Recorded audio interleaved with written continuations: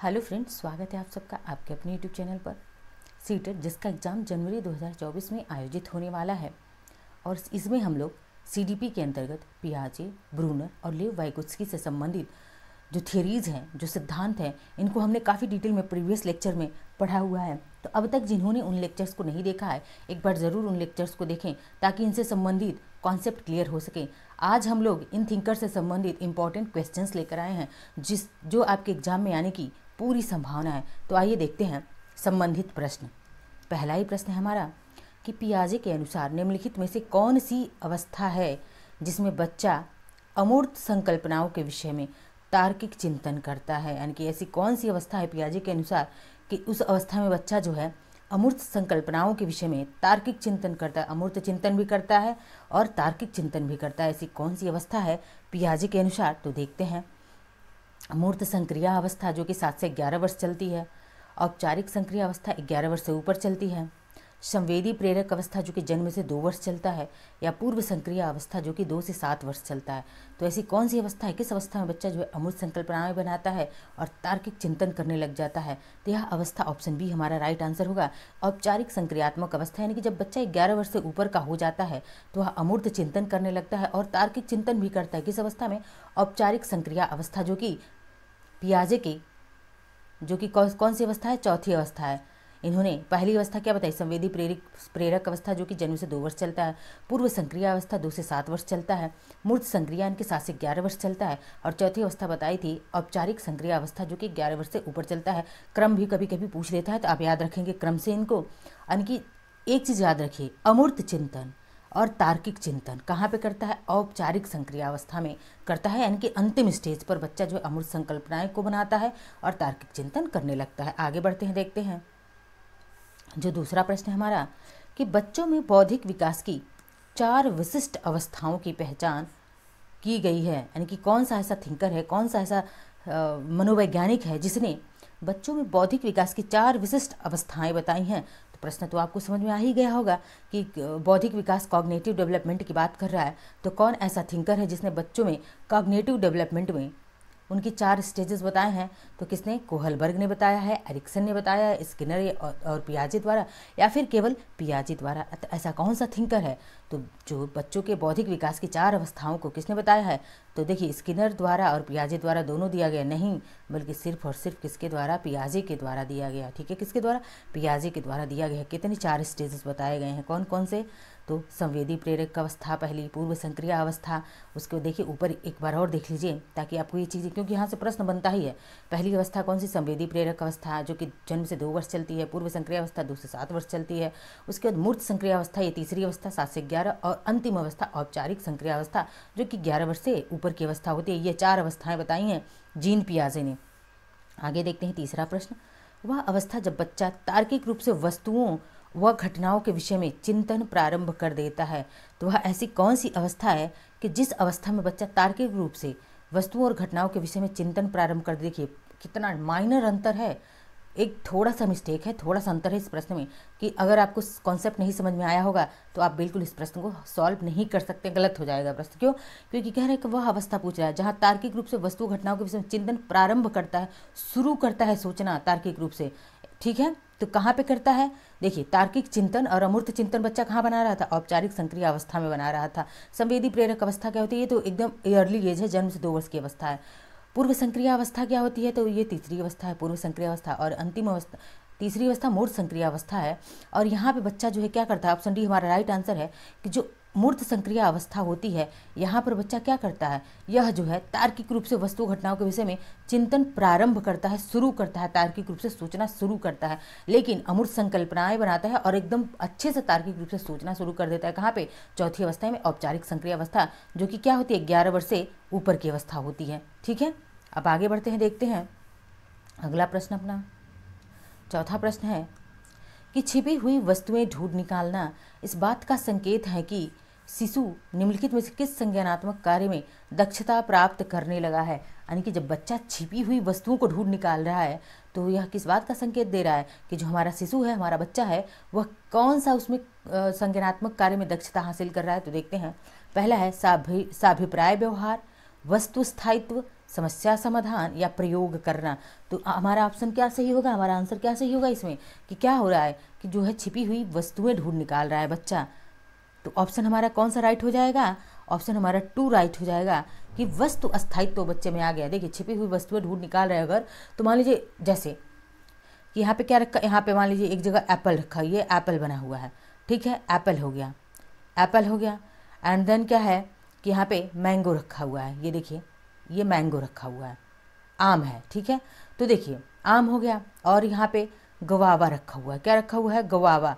तो देखिए एप्पल, बनाना, गुआवा रखा हुआ है, सारे फ्रूट्स रखे हुए हैं एक टेबल पे सजा के, और इन टेबल्स को, इन सारे फ्रूट्स को, इसमें से आपने क्या किया, एप्पल को छिपा दिया, क्या कर दिया, छिपा दिया।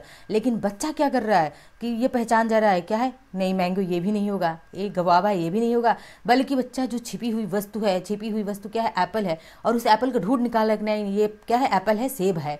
तो क्या कर रहा है बच्चा, यानी कि उसका जो कॉन्सेप्ट क्लियर हो गया है, इस वस्तु को लेकर अस्थायित्व तो उसके दिमाग में आ गया है कि ये एप्पल ऐसे होता है और यही सेब है, नहीं तो इसको भी सेब बोल सकता था, इसको भी सेब बोल सकता था बच्चा। तो इसीलिए वस्तु छिपी हुई, जब बच्चा जो है छिपी हुई वस्तुएं निकाल दे रहा है, तो इस बात का संकेत है कि बच्चे में क्या, कैसी संज्ञानात्मक दक्षता आ गई है, तो वस्तु अस्थायित्व अच्छे से बच्चे में आ गया है। अब देखते हैं 5वां प्रश्न। 5वां प्रश्न क्या है कि निम्नलिखित में से कौन सा कथन पियाजे के सिद्धांत के अनुसार कहा नहीं जा सकता, यानी कि कौन सा कथन है जो पियाजे के सिद्धांत के अनुसार कहा नहीं जा सकता। देखते हैं। विकास गुणात्मक चरणों में होता है। तो हमने थियरी जब पढ़ी थी तो वहाँ पे हमने बताया था विकास क्या होता है, तो विकास जो है गुणात्मक चरणों में होता है। ये बात तो पियाजे ने बात करी हुई है, गुणात्मक 4 चरणों में बताया था ना इन्हें कि 4 चरणों में होता है विकास, 4 चरण बताए हुए हैं। तो ये तो बात सही है। बच्चे अपनी दुनिया के बारे में ज्ञान का निर्माण और उपयोग करते हैं। ये भी पियाजे ने अपने थियरीज में से, अपने सिद्धांत में ये बात बताई है कि बच्चे अपनी दुनिया के बारे में ज्ञान का निर्माण और उपयोग क्या करते हैं निरंतर अभ्यास से अधिगम। और चौथा है कि बच्चे अपने पर्यावरण पर क्रिया करते हैं। तो यह बात भी किसने, पियाजे ने बताई है। लेकिन अगर पियाजे के अनुसार देखा जाए तो पियाजे ने, ऑप्शन सी हमारा राइट आंसर होगा कि निरंतर अभ्यास से अधिगम होता है। ऐसी कोई बात पियाजे अपनी थियरी में नहीं करते हैं। तो ऑप्शन सी क्या होगा, हमारा सही आंसर होगा। 6ठा प्रश्न देखते हैं कि बच्चों की सोच अमूर्तता की अपेक्षा मूर्त अनुभवों एवं प्रत्ययों से है, यह अवस्था कौन सी है। यानी कि देखिए पूछा क्या है प्रश्न में, अमूर्त की अपेक्षा मूर्त अनुभव की बात कर रहा है, यानी कि अमूर्त नहीं बल्कि मूर्त अनुभव और प्रत्ययों से होती है। बालकों की सोच कब जो है अमूर्त की अपेक्षा मूर्त अनुभव की तरफ चले जाते हैं और प्रत्ययों से होती है। यह अवस्था जो है कौन सी ऐसी अवस्था है, तो देखिए 7 से 12 वर्ष की अवस्था है, 12 वर्ष से ऊपर की अवस्था औपचारिक संक्रिया अवस्था है, जन्म से 2 वर्ष की संवेदी पेशी अवस्था, ये पूर्व संक्रिया अवस्था, और ये कौन सी अवस्था, हमारी तीसरी अवस्था जो कि मूर्त संक्रिया अवस्था। ये कौन सी है, मूर्त संक्रिया अवस्था। यह जो है मूर्त संक्रिया अवस्था है। मैं देखिए शॉर्ट में इसको संवेदी पेशी अवस्था कह दूंगी। ये क्या है, औपचारिक है, यानी कि औपचारिक को हम क्या बोलते हैं, फॉर्मल बोलते हैं। क्या बोलते हैं, फॉर्मल बोलते हैं। तो ये फॉर्मल हो गया। और क्या है, जन्म से ये संवेदी पेशी है। कौन सी है, ये संवेदी पेशी अवस्था है। और ये पूर्व संक्रिया, यानी कि हम पी से इसको डिनोट कर देते हैं, पूर्व संक्रिया अवस्था है, ठीक है। और ये कौन सी, औपचारिक अवस्था हो गई, इसको मैं लिख देती हूँ औपचारिक। यह जो है औपचारिक संक्रिया अवस्था है।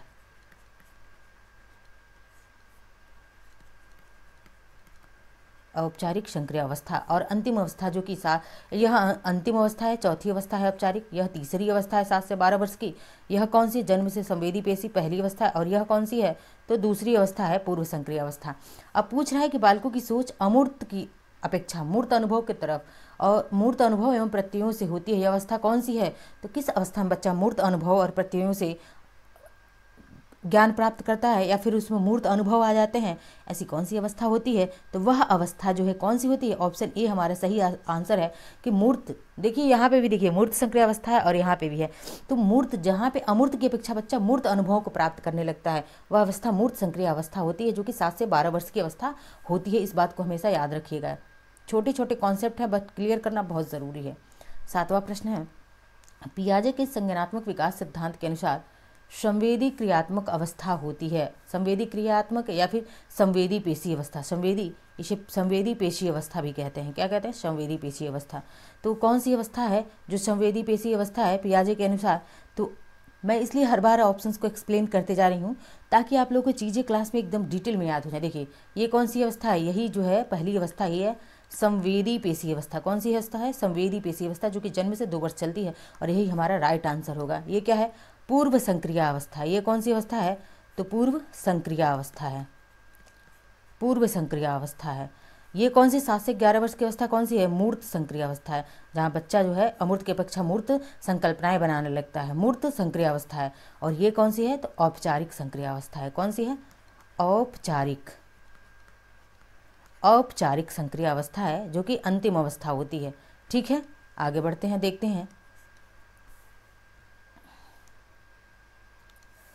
8वां प्रश्न है, घटना और वस्तुओं के बारे में बच्चा तार्किक रूप से सोच सकता है। पियाजे के चरणों से के संबंध में कथन सही, यानी कि पियाजे का कौन सा ऐसा चरण है जहाँ पे बच्चा घटना और वस्तु के बारे में तार्किक रूप से सोच सकता है? ऐसी कौन सी अवस्था है जहाँ पे बच्चा क्या करता है? तार्किक रूप से। अभी प्रश्न फिर से ऊपर आया था कि बच्चा जो है अमूर्त की अपेक्षा मूर्त या फिर तार्किक रूप से कहाँ सोच सकता है, तो ऊपर प्रश्न आ चुका है। आई होप आप इसका आंसर दे ले जाएंगे। देखते हैं सेंसेरी तंत्रिका अवस्था, जो कि पहली अवस्था है। प्रारंभिक संचालन अवस्था है, जिसे हम पूर्व संक्रिया अवस्था कहते हैं। मूर्त संक्रिया अवस्था इनकी तीसरी अवस्था है। यह औपचारिक संक्रिया अवस्था की बात कर रहा है। तो बच्चा कहाँ पे तार्किक रूप से सोच सकता है? तो मूर्त संक्रिया अवस्था में बच्चा क्या कर रहा था? तार्किक रूप से चीज़ों के बारे में सोच सकता है। मूर्त संक्रिया अवस्था, जो कि 7 से कितने वर्ष तक चलती है? 11 वर्ष तक चलती है। ठीक है, आगे बढ़ते हैं, अब देखते हैं। अब तो चीज़ें आपको अच्छे से रट गई होंगी, अच्छे से याद हो गई होंगी। 9वां प्रश्न है कि पियाजे की औपचारिक संक्रिया अवस्था बालक की किस आयु अवधि तक? अब औपचारिक संक्रिया अवस्था का एज पूछ लिया कि कहाँ से कहाँ तक औपचारिक संक्रिया अवस्था होता है। तो औपचारिक संक्रिया अवस्था मतलब क्या होता है? यानी कि अंतिम। पियाजे ने जो 4 अवस्थाएं बताई हैं कॉग्निटिव डेवलपमेंट के, संज्ञानात्मक विकास की, यह चौथी अवस्था है। और चौथी अवस्था कहाँ से कहाँ तक चलती है? ये देखिए, संवेदी पेशी अवस्था पहली अवस्था, पूर्व संक्रिया अवस्था जो कि दूसरी अवस्था, मूर्त संक्रिया अवस्था यानी कि तीसरी अवस्था 7 से 11, और 11 से 15 वर्ष तक चलता है क्या? औपचारिक संक्रिया अवस्था, जो कि ऑप्शन डी हमारा राइट आंसर है। कौन सी? औपचारिक संक्रिया अवस्था।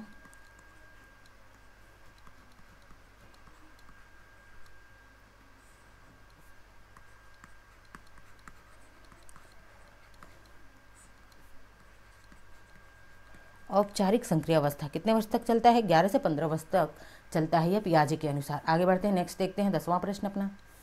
वह कौन सा स्थान है जहां बच्चे के संज्ञानात्मक विकास को सबसे बेहतर तरीके से परिभाषित किया जा सकता है? ऐसा कौन सा स्थान है कि जहाँ पे बच्चा के कॉग्निटिव डेवलपमेंट को सबसे हम बेहतरीन तरीके से परिभाषित कर सकते हैं? देखिए, खेल का मैदान है, विद्यालय एवं कक्षा पर्यावरण है, सभा सागर है, या घर है? तो कहाँ पे हम जहाँ पे बच्चा जो है अच्छे से कॉग्निटिव डेवलपमेंट कर सकता है, संज्ञानात्मक विकास, वह कौन सा जगह होगा?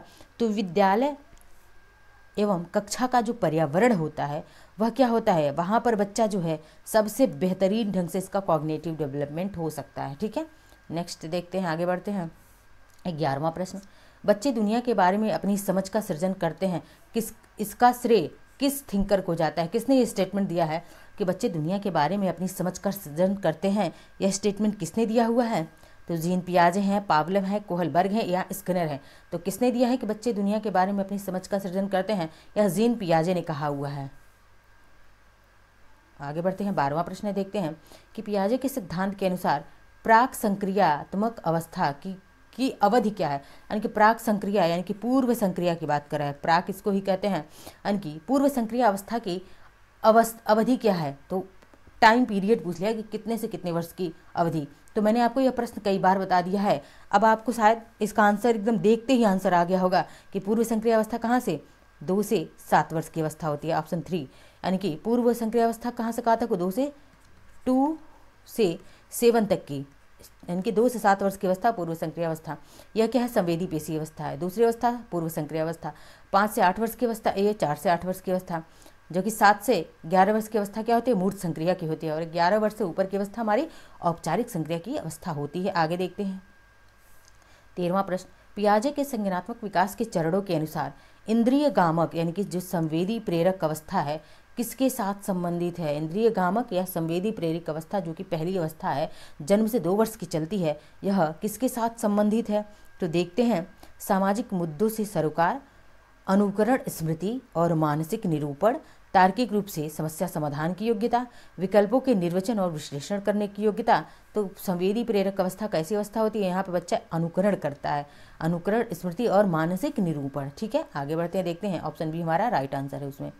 14वां प्रश्न देखते हैं कि किसी वस्तु के स्थायित्व की अवधारणा पियाजे के विकास के किस चरण से प्राप्त होती है, किस चरण में जो है वस्तु अस्थायित्व आता है। बस की पॉइंट्स याद करते जाइए, कीवर्ड्स की वस्तु अस्थायित्व की बात कर रहा है कि पियाजे का ऐसा कौन सा चरण है जहाँ पे बच्चे में वस्तु अस्थायित्व आ जाता है। तो यह प्रश्न भी आप ऊपर देख चुके हैं कि वस्तु अस्थायित्व कहाँ पे आता है, वस्तु के बारे में बच्चा कहाँ पे जो है एप्पल बनाना और गवावा रखा हुआ था और उसमें से आपने अगर एप्पल को हाइड कर दिया तो फिर भी बच्चा वहाँ से एप्पल ढूंढ के निकाल रहा है, मतलब उसका कॉन्सेप्ट क्लियर हो गया, वस्तु के बारे में अस्थायित्व आ गया है, यही क्या है, एप्पल है। कहाँ पे आपने देखा था, पूर्व संक्रिय अवस्था में या मूर्त संक्रिय अवस्था या औपचारिक संक्रिय अवस्था या फिर संवेदी गामक अवस्था। तो बच्चा जब जन्म से 2 वर्ष का था, संवेदी गामक अवस्था थी, वहाँ पर बच्चा जो है उसमें वस्तु अस्थायित्व आ गया था। आगे देखते हैं 15वां प्रश्न कि पियाजे मुख्यतः, यहाँ पे आपको भरना है, के क्षेत्र में योगदान के लिए जाने जाते हैं, यानी कि पियाजे जो है मुख्यतः किस क्षेत्र में योगदान के लिए जाने जाते हैं। तो भाषा विकास के लिए, भाषा विकास के लिए नॉर्म चॉम्स्की हैं, कॉग्निटिव डेवलपमेंट, संज्ञानात्मक विकास, नैतिक विकास, कोहलबर्ग का नैतिक विकास भी है, और सामाजिक विकास कहाँ किसके लिए जाने जाते हैं पियाजे। तो मुख्यतः पियाजे मुख्यतः बात करें तो कॉग्निटिव डेवलपमेंट, ऑप्शन बी हमारा राइट आंसर है, संज्ञानात्मक विकास के क्षेत्र में जाने जाते हैं। इन्होंने संज्ञानात्मक विकास के 4 चरण बताए हैं और ये चारों चरण आज की क्लास में आपको एकदम अच्छे से याद हो गए होंगे। अब आगे देखते हैं नेक्स्ट, बच्चे यहाँ पर आपको फील करना है, तरीके से सीखते हैं और तरीके से नहीं सीखते, यानी कि बच्चे जो है कैसे सीखते हैं और तरीके से सीखते हैं और किस तरीके से नहीं सीखते हैं। तो क्या होगा देखिए, यानी कि चिल्ड्रन लर्न इन, भरना है आपको वे एंड नॉट इन वे, किस वे में सीखते हैं और किस वे में नहीं सीखते हैं, यही बात आपसे पूछी जा रही है प्रश्न में। तो देखिए बच्चे कैसे, यानी कि वर्तुलाकार एवं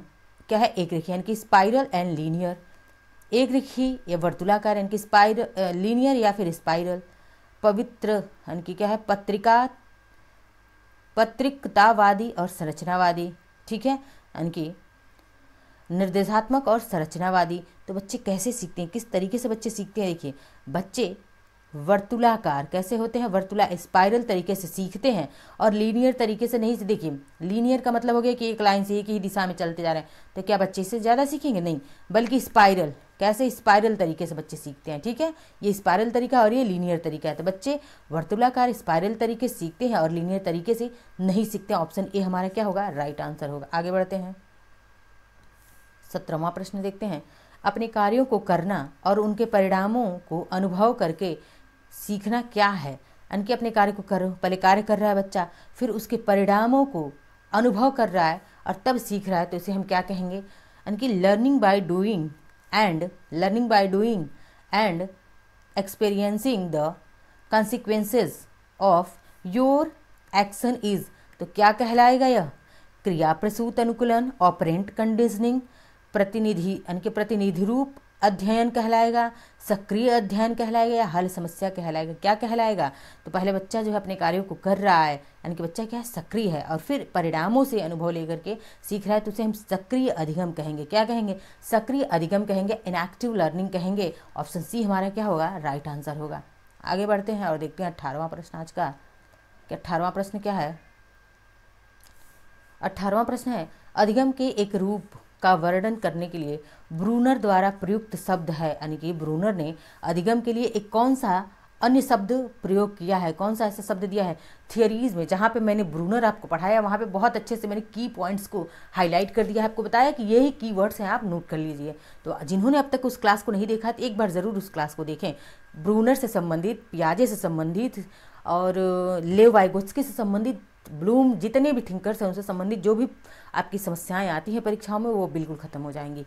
तो आते हैं प्रश्न में कि अधिगम के एक रूप का वर्णन करने के लिए ब्रूनर द्वारा प्रयुक्त शब्द कौन सा है जो शिक्षार्थी की ओर से वैकल्पिक सक्रिय अन्वेषण से उत्पन्न होता है।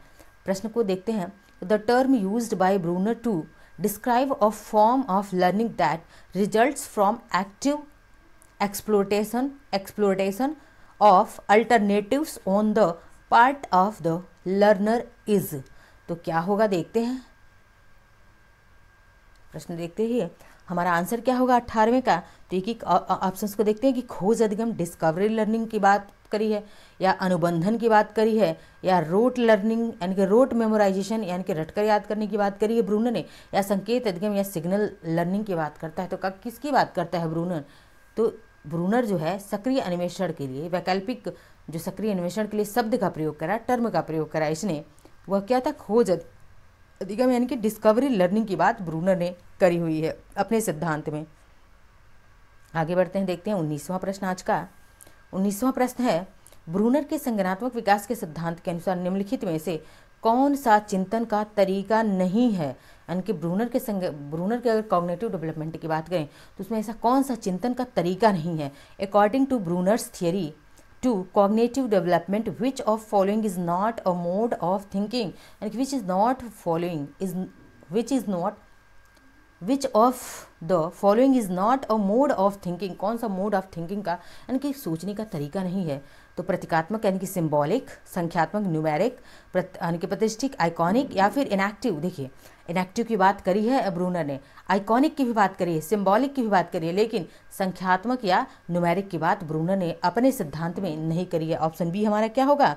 जो ऑप्शन बी हमारा होगा वह राइट आंसर होगा। आगे बढ़ते हैं, अब देखते हैं 20वां प्रश्न।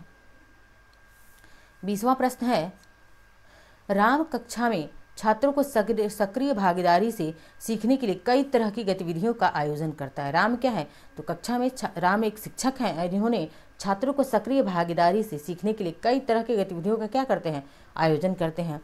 वह सीखने की किस विधि का अनुसरण कर रहा है, यानी कि सीखने का किस विधि का अनुसरण कर रहा है राम? यानी कि Ram organize a variety of activities in class to make the student learn by active involvement. He is following which mode of learning, यानी कि किस तरीके को फॉलो कर रहे हैं लर्निंग में, सीखने के लिए? तो काम प्रणाली वर्किंग मोड का, प्रतीकात्मक विधि यानी कि सिंबॉलिक मोड का, सक्रियता विधि इनएक्टिव मोड का, या फिर ऐतिहासिक विधि आइकॉनिक मोड का? तो राम क्या कर रहे हैं, किस विधि का प्रयोग कर रहे हैं? तो बच्चे वहाँ पे क्या होंगे? देखिए सक्रिय भागीदारी की बात कर रहे हैं तो बच्चे वहाँ पे क्या रहे? सक्रियता विधि यानी कि सक्रिय रहेंगे। इनएक्टिव मोड कौन सा मोड है? तो इनएक्टिव मोड का प्रयोग कर रहे हैं राम। आगे बढ़ते हैं, देखते हैं 21वां प्रश्न। ब्रूनर ने एक अधिगम की विधि की शुरुआत की जिससे कहा जाता है, यानी कि ब्रूनर ने, सीधी सी बात है, ये पूछ रहा है कि ब्रूनर ने जो अधिगम विधि दिया है उसको हम किस नाम से जानते हैं, उसे क्या कहा जाता है? यानी कि Brunner's introduced a learning method called. तो ब्रूनर का जो लर्निंग मेथड है उसे हम क्या बोलते हैं?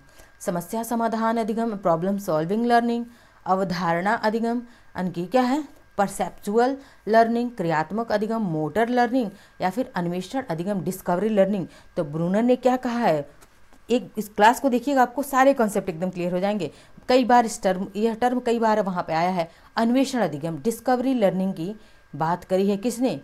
ब्रूनर ने। आगे बढ़ते हैं, देखते हैं 22वां प्रश्न अपना, कि ब्रूनर की प्रतिबिंबात्मक अवस्था पियाजे के संज्ञानात्मक विकास की किस अवस्था से मिलती जुलती है?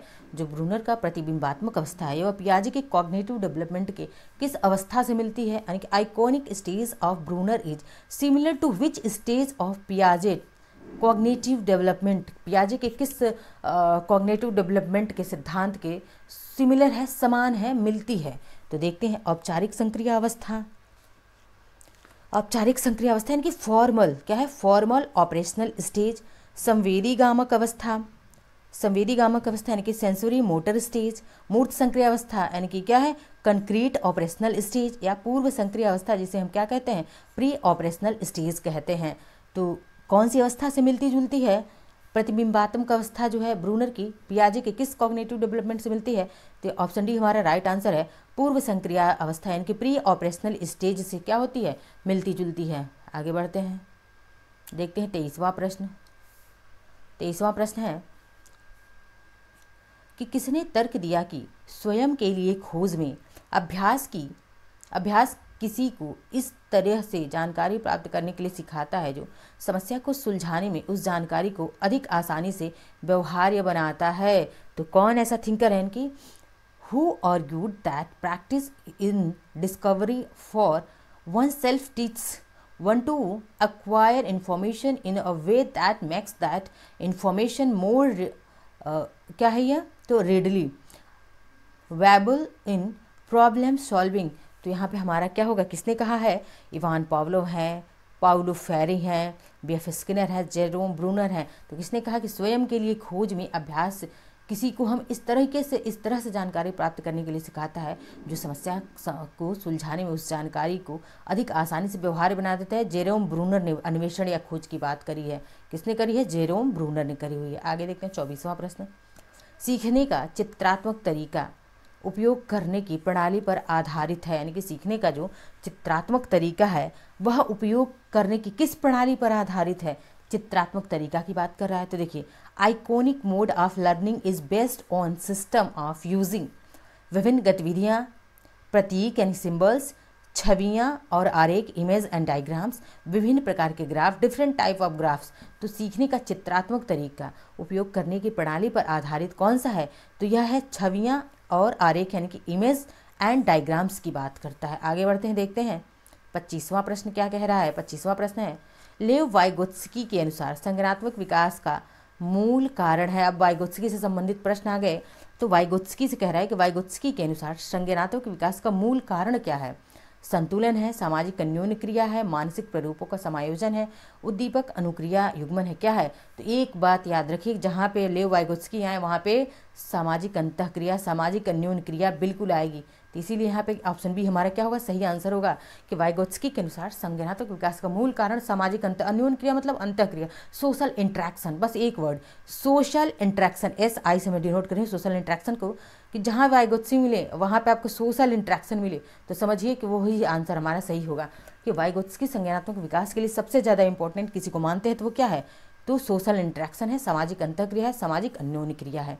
आगे बढ़ते हैं 26वां प्रश्न देखते हैं कि बच्चों को संकेत देना या आवश्यकता पड़ने पर सहयोग प्रदान करना किसका उदाहरण है। देखिए, बच्चों को सहयोग दो या फिर आवश्यकता पड़ने पर सहयोग प्रदान करना किसका उदाहरण है, मॉडलिंग है, स्काई फोल्डिंग है, प्रबलन है, एनफोर्समेंट है या फिर अनुबंधन है।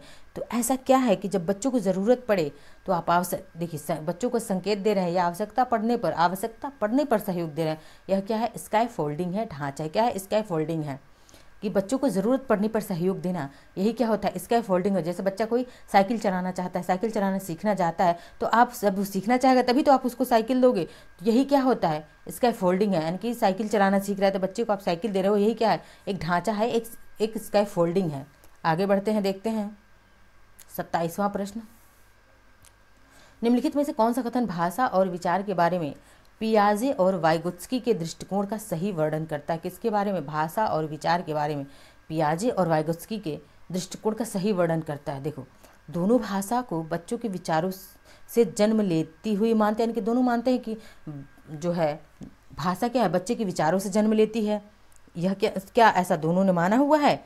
आगे देखते हैं, वाइगोत्स्की के अनुसार पहले विचार जन्म लेता है और पियाजे के अनुसार भाषा का विचार पर भारी प्रभाव पड़ता है। पियाजे के अनुसार पहले विचार जन्म लेता है और वाइगोत्स्की के अनुसार भाषा का विचार पर भारी प्रभाव पड़ता है। और दोनों मानते हैं कि बच्चों की भाषा से विचार जन्म लेते हैं, बल्कि ऐसा नहीं, ऑप्शन सी हमारा राइट आंसर होगा। यह प्रश्न पूछा गया है, प्रीवियस ईयर का प्रश्न है यह, कि पियाजे मानता है कि पहले विचार जन्म लेता है, पियाजे के अनुसार, यानी कि पियाजे कहता है कि पहले विचार जन्म लेता है, और वाइगोत्स्की कहता है कि वाइगोत्स्की के अनुसार भाषा का विचार पर भारी प्रभाव पड़ता है। ऑप्शन सी, देखिए बी और सी में कितना माइनर फर्क है, सिर्फ यहाँ वाइगोत्स्की कर दिया है जबकि यहाँ पियाजे होना चाहिए। तो पहले पियाजे कहता है कि पहले विचार जन्म लेता है और वाइगोत्स्की कहता है कि भाषा का विचार पर क्या होता है, भारी प्रभाव होता है। आगे देखते हैं 28वां प्रश्न। 28वां प्रश्न है, zone of proximal development ZPD का प्रत्यय किसने दिया। तो ZPD को किसने दिया हुआ है, ZPD यानी कि जोन ऑफ प्रॉक्सिमल डेवलपमेंट की बात कौन करता है, पियाजे, Skinner, Vygotsky, Sigmund Freud. Freud ने क्या दिया है, ईड ईगो सुपर ईगो दिया हुआ है। क्या दिया है, ईड ईगो और सुपर ईगो की बात करते हैं। यह लिबोडो की बात करते हैं, कामलिप्सा किसकी बात करते हैं, कामलिप्सा, लिबोडो की बात करते हैं फ्रायड। और यह इलेक्ट्रा और किस कॉम्प्लेक्स की बात, इलेक्ट्रा कॉम्प्लेक्स की बात करते हैं, ठीक है, जो कि कहाँ पे एक्स्ट्रा इलेक्ट्रा किसमें पाई जाती है, लड़कियों में पाई जाती है। तो यह सिगमंड फ्रायड जो कि क्या थे, मनोविश्लेषणात्मक सिद्धांत दिया इन्होंने। और यहाँ पे ZPD के बारे में पूछा हुआ है तो यह वाइगोत्स्की ने दी। किसने दिया है, जोन ऑफ प्रॉक्सिमल डेवलपमेंट की बात वाइगोत्स्की ने किया हुआ है, लेव वाइगोत्स्की। आगे बढ़ते हैं, देखते हैं 29वां प्रश्न। लेव वाइगोत्स्की के सिद्धांत में विकास के निम्नलिखित में से कौन से पहलू की उपेक्षा की जाती है, यानी कि कौन सा विकास का ऐसा पहलू है जिसकी उपेक्षा करते हैं, उसको डिनाई कर देते हैं लेव वाइगोत्स्की। तो देखते हैं कौन सा है ऐसा। सांस्कृतिक, जैविक, भाषाई और समय। देखिए यह टर्म जो है आप पढ़ेंगे लेव वाइगोत्स्की की थियोरी वाली क्लास को देखेंगे तो वहाँ पे कल सांस्कृतिक टर्म का भी उल्लेख है, भाषाई टर्म का भी उल्लेख है, सामाजिक, लेकिन जैविक टर्म का उल्लेख कहीं से भी किसने नहीं किया है, लेव वाइगोत्स्की ने नहीं किया है। ऑप्शन बी हमारा राइट आंसर होगा। अब देखते हैं 30वां प्रश्न। भाषा के विकास में आंतरिक भाषण की अवधारणा किसके द्वारा आरंभ की गई थी। आंतरिक भाषण यानी कि भाषा विकास में जो आंतरिक भाषण होता है उसकी बात किसने की है। तो जीन पियाजे ने, वाइगोत्स्की ने, चॉम्स्की ने या फिर स्किनर ने। 30वां प्रश्न बड़े ध्यान से देखिएगा क्योंकि आपको भाषा विकास से संबंधित चॉम्स्की भी मिलेंगे यहाँ पे। तो कह रहे हैं कि भाषा विकास में आंतरिक भाषण की अवधारणा किसने दी है, तो यह लेव वाइगोत्स्की ने दिया हुआ है। ठीक है, लेव वाइगोत्स्की के सिद्धांत को सामाजिक सांस्कृतिक सिद्धांत भी कहा जाता है। आगे बढ़ते हैं, 31वां प्रश्न देखते हैं आज का। वाइगोत्स्की ने बाल विकास के बारे में क्या कहा है। तो वाइगोत्स्की CDP यानी कि बाल विकास के बारे में क्या कहते हैं।